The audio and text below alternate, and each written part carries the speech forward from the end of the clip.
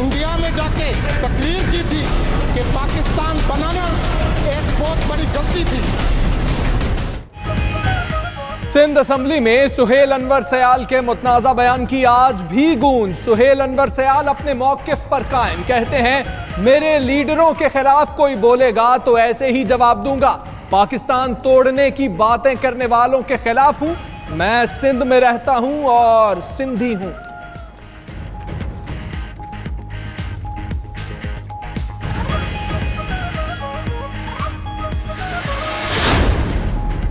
सुहेल अनवर सयाल के बयान पर एमकेएम रहनुमा ख्वाजा इजहारुल हसन भी खूब गरजे। बोले सुहेल अनवर सयाल ने बीमार जहन की अक्कासी की। पाकिस्तान पीपल्स पार्टी की क़यादत की तरफ से वजाहत नहीं आई तो मामला आगे बढ़ेगा। हलीम आदिल शेख ने कहा लाखों लोग कुर्बानी ना देते तो आप मोदी जैसों की जूतियां साफ कर रहे होते। जूतियां और पर्स उठाकर वजारत लेने वाले हमें बातें कर रहे हैं।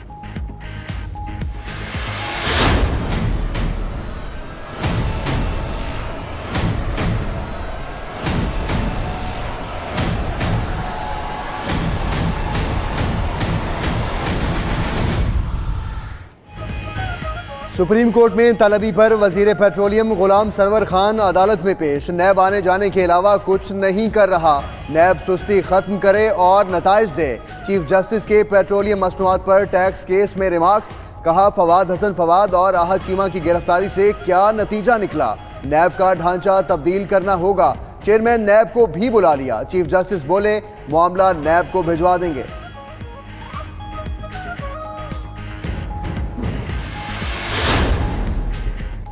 आर्मी चीफ ने 11 खतरनाक दहशतगर्दों की सजाए मौत की तौसीक कर दी। दहशतगर्द मुसल्लह अफवाज और कानून नाफिज करने वाले इदारों पर हमलों में मुलव्वस थे। ISPR के मुताबिक दहशतगर्दों से असलहा, गोला बारूद और धमाका खेज मवाद भी बरामद हुआ था। फौजी अदालतों ने जराइम के इकरार पर दहशतगर्दों को सजाए मौत सुनाई थी।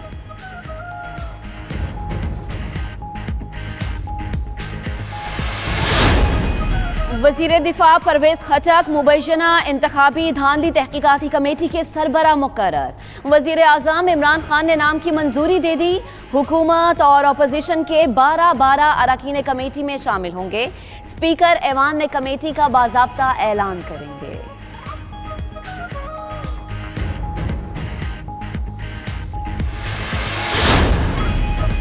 पाकिस्तान की मईशत का इस वक्त बाईपास हो रहा है। वजीर खजाना असद उमर कहते हैं इस्लामाबाद में पानी से बड़ा कोई मसला नहीं, मास्टर प्लान बनाने की ज़रूरत है। वजीर आज़म ने इस्लामाबाद में नए मंसूबों की मंजूरी दी है। FBR में पॉलिसी में जल्द बोर्ड बन जाएगा। इस्लामाबाद चैम्बर से खिताब।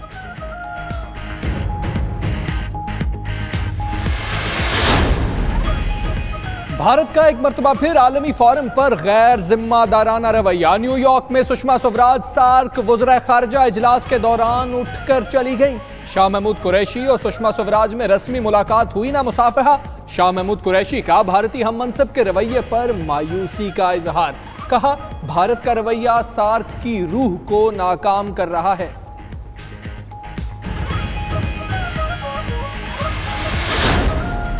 रावलपिंडी में कॉलेज के हॉस्टल में तलबा की हलाकत का वाकया। तालिबात का कॉलेज हॉस्टल इंतजामिया के खिलाफ एहतजाज। मुजाहिरीन ने नारे लगाते हुए ट्रैफिक के लिए सड़क बंद कर दी।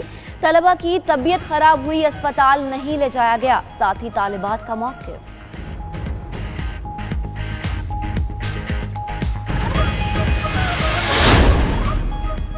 इसहाक डार की जायदाद फरोख्त करने से मुताल्लिक नैब की दरख्वास्त की समाअत। मुकर्ररा वक्त गुजरने तक एतराज़ ना आए तो जायदाद फरोख्त की जा सकती है। जायदाद फरोख्त के बाद भी मुल्जिम पेश हो जाए तो अदालत हुकूक फराहम कर सकती है। नैब प्रोसिक्यूटर के दलाइल। एहतसाब अदालत ने इसहाक डार की कुर्क की गई जायदाद की तफसीलात मांग ली।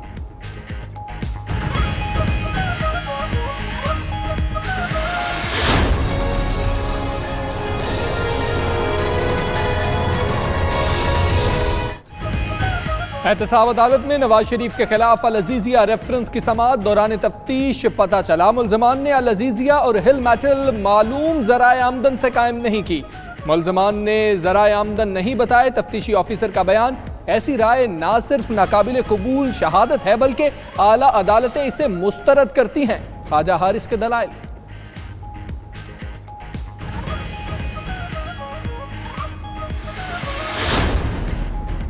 इमरान खान के पास जादू की छड़ी नहीं, तब्दीली में वक्त लगेगा। दुनिया में बस 2 ही लीडर हैं, इमरान खान और रजब तैयब उर्दगान। खातून अव्वल बुशरा बीबी का पहला इंटरव्यू, कहा पाकिस्तानी खुशकिस्मत है, उन्हें इमरान खान जैसा लीडर मिला, उन्हें किसी चीज का लालच नहीं। बुशरा बीबी ने इमरान खान से शादी से मुताल्लिक ख्वाब की भी तरदीद कर दी।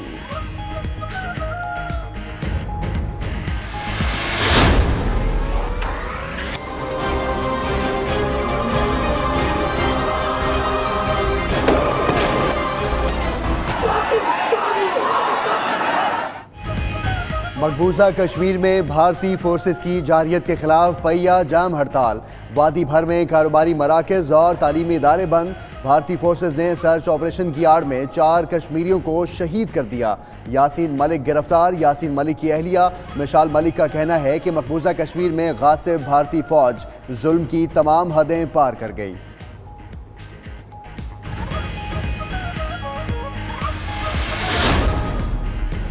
मैक्रोनेशिया में तैयारा लैंडिंग के दौरान रनवे से फिसलकर समुंदर में जा गिरा। तमाम मुसाफिर महफूज रहे। हादसा लैंडिंग के वक्त तेज रफ्तारी के सबब पेश आया। मुसाफिरों को रेस्क्यू करके अस्पताल मुंतकिल कर दिया गया।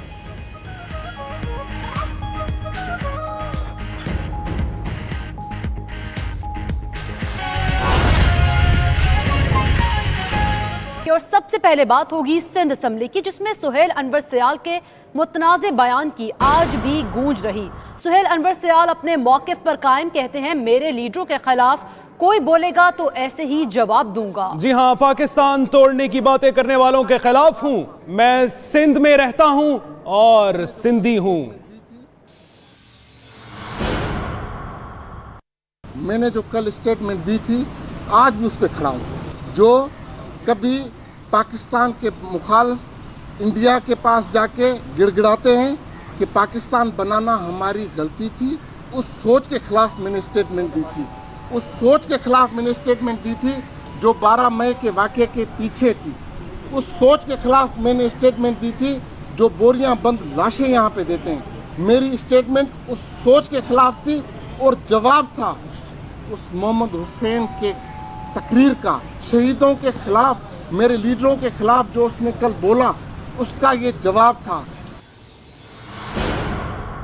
सिंध के मुकद्दस तरीन ऐवान में नफरतों और तासुब की लफ्जी जंग अपने उरूज पर है। अवाम के मसाइल सबसे ओझल हैं। इस सूरत हाल पर सिंध असम्बली में अवामी नुमाइंदों से नुमाइंदा 92 न्यूज़ वकास बाकर ने गुफ्तगू की है। आइए आपको दिखाते हैं। सिंध असम्बली में तंज, ताने, तकरार और एक दूसरे पर इल्जामात कोई नई बात नहीं, मगर अब तासुब पर मबनी और एक दूसरे की कौमियतों को लताड़ने की बातें भी हो रही हैं। अवाम के नुमाइंदे इस सूरत हाल पर क्या कहते हैं, उनसे जानते हैं। मुल्क गद्दार ने इंडिया में जाके तकरीर की थी कि पाकिस्तान बनाना एक बहुत बड़ी गलती थी। जो इतना अहम वक्त है जब हमें एक कौम की तरह, यकजहत कौम की तरह खड़ा होना चाहिए, उस वक्त पीपल्स पार्टी लसानियत के अटैक्स कर रही है, उस वक्त पीपल्स पार्टी कौमियत के अटैक्स कर रही है। हमें ये बुरा लगता है क्योंकि आज हम एक कौमी पार्टी हैं। ये इस तरह की अगर आप बात करेंगे तो न्यूटन का लॉ है कि इक्वल एंड ऑपोजिट रिएक्शन आएगा। हर एक्शन का इक्वल एंड ऑपोजिट रिएक्शन होता है। इस किस्म की बातें नहीं होनी चाहिए। हमने यहाँ माहौल को अच्छा चलाना है और मेंबर्स को ये साबित करना चाहिए कि लाखों लोगों का नुमाइंदा है एक मेंबर, और ये पूरी सिंध का एक बड़े में बड़ा फोरम है। इस पे हमें एक दूसरे का एहतराम करना चाहिए। हम अपने हिस्से का पाकिस्तान अपने साथ लेकर आए थे। सुहेल अनवर सयाल को जो है हिस्ट्री पढ़नी पड़ेगी, वो ऐसे ही उठ के आ गए मुझे लगता है। तारीखी सिंध असम्बली में नफरत अंगेज, असबियत और लिसानियत पर मबनी तकारीर से पूरे सूबे का माहौल कशीदा होता जा रहा है।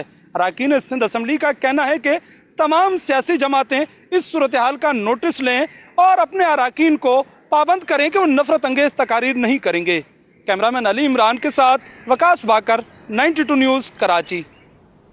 तो आपको बताएं कि गुज़िश्ता रोज़ ऐवान में MPS की ख़रीदारी का एतराफ़ किया गया। सिंध असम्बली में अपोजिशन रहनुमा अलीम आदिल शेख कहते हैं कि इस MPA को नाअहल करार दिलवाने के लिए इलेक्शन कमीशन जाएंगे। वोट का ख़रीदार और वोट का फ़रोख्त करने वाला दोनों ही ज़िम्मेदार हैं। पीपल्स पार्टी अब भुट्टो की जमात नहीं रही। उन्होंने मज़ीद क्या कहा, आपको सुनाते हैं। तकरीर की क्लिप और मैं इनका स्क्रिप्ट मैं उनसे लूँगा और इंशाल्लाह इनको नाअहल करार दिया जाएगा। मैं इलेक्शन कमीशन में भी हम जाएंगे और हम उसके बाद अदालतों का दरवाज़ा खटकाना पड़ा तो वो भी खटकाएंगे। लेकिन मैं भी एक MPA के मैं भी शर्मिंदा हूँ कि क्या यहाँ खरीदो फरोख्त हो रही है।